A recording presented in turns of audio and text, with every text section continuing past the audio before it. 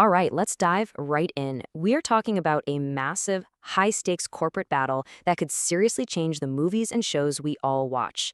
We're going to unpack the wild, reignited bidding war for Warner Bros. Discovery. So let's get into it. This quote really nails it. A deal that almost everyone in the business thought was locked up for Netflix is all of a sudden completely back on the table. It seems like the story is far from over.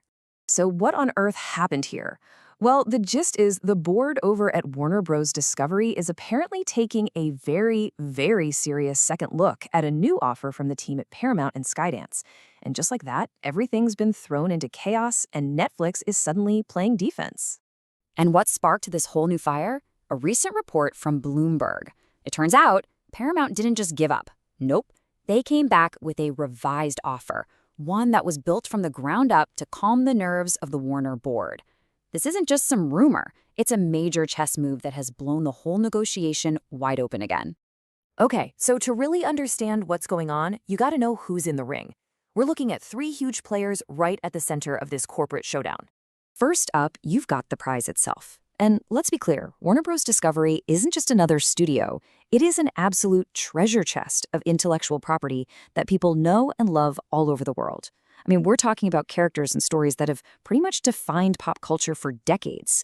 Next, we have the company that everybody, and I mean everybody, thought had this in the bag. Netflix.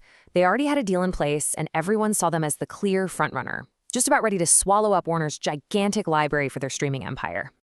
And then you've got the underdog, the challenger making this incredible comeback. The partnership between Paramount and Skydance, which is led by David Ellison and his family, well, they were basically counted out.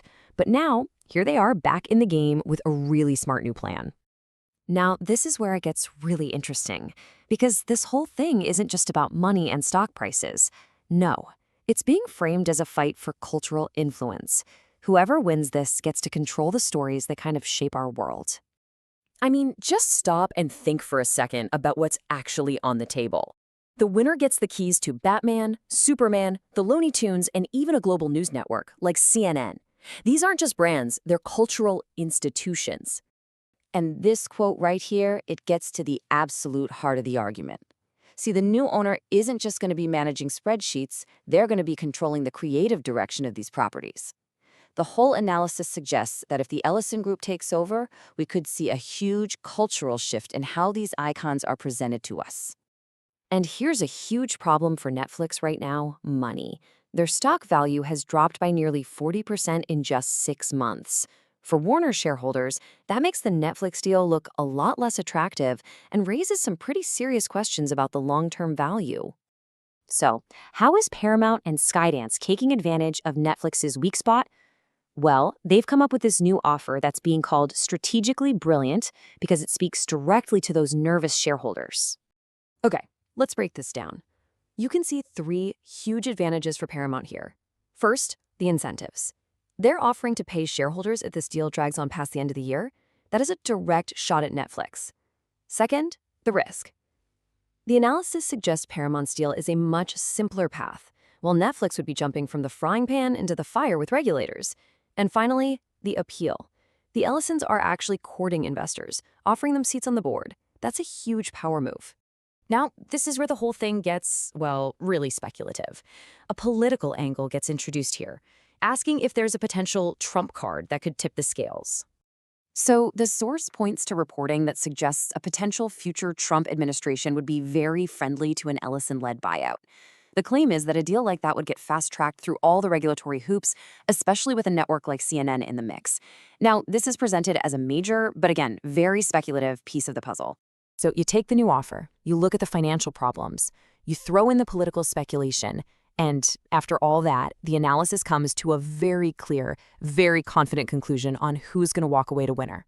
In the end, the prediction is a win for Paramount and Skydance, and it boils down to 4 key things. First, they just have a stronger hand, with a clearer and less risky path for investors. Second, you got David Ellison, who's painted as this really shrewd leader who is dead set on winning. Third, there's just plain old investor fatigue. Everyone wants this to be over, and Paramount is offering a clean way out.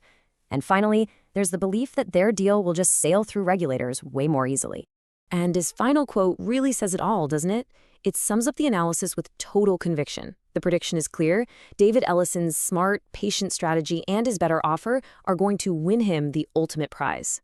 And that brings us to the end of this breakdown. But it leaves us with a much bigger question to chew on.